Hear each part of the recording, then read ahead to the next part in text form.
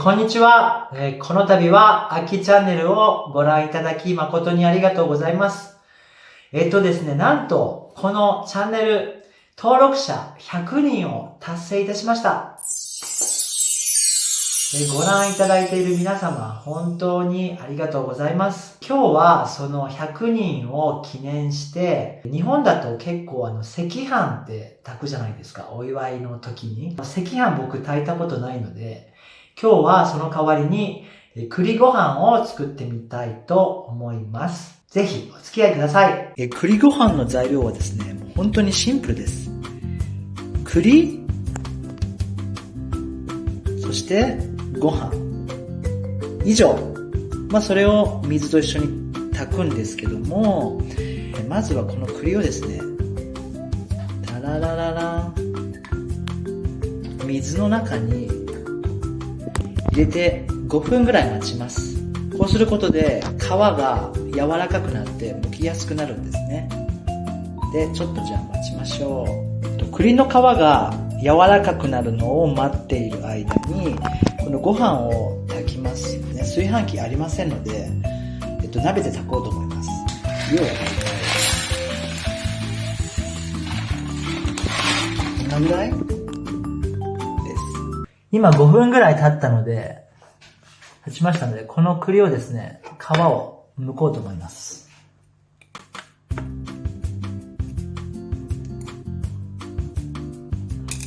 んな感じで。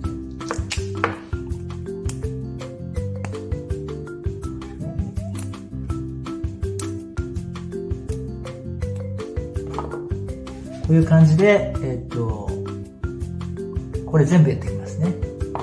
はい、というわけでですね、この栗たち、こんな感じでみんな切れました。これをですね、細かく切ってあげます。こういう感じで。皮はそのままでいいんですね。多分栄養あるし、で多分味も多分栗って感じの味が多分皮に入ってると僕は思っているので、皮も食べましょう。食物繊維もいっぱいで多分体にいいはず、本当に。こういう感じで細かく切ってあげます。わかる？この5個でしか栗使ってないんだけど、こうやって細かくしたら本当に全然250g のお米にちょうどいいぐらいですね。結構いっぱいになるんですよ。こういう感じで。できました。これをお米の中に入れます。で、水を入れて、こういう感じで、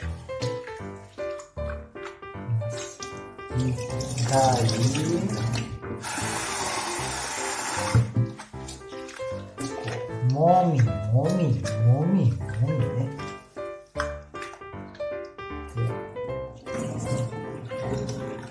終了。そして、だいたいこのぐらい水入れます。ご飯よりちょっと上ぐらいにします。ちょっと結構2センチぐらいだね。というわけでこれをですね、こうやってお鍋の中に入れたので、ご飯ですね。ご飯があってお米が入ってて、栗が入ってると。で、これをですね、だいたい強火で蓋をして沸騰させます。こんな感じで沸騰してきたらですね、これを1にしてあげます。弱火にして、で、蓋をして待つ。多分、5分から10分ぐらいね、待ちましょう。こんな感じでできました。で、ここにちょっと塩を、こういう感じで、パラパラと入れてあげまして、完成でやります。というわけで今日は栗ご飯を作りました。簡単ですので皆さんも作ってみてください。それでは次の動画でお会いしましょう。さよなら。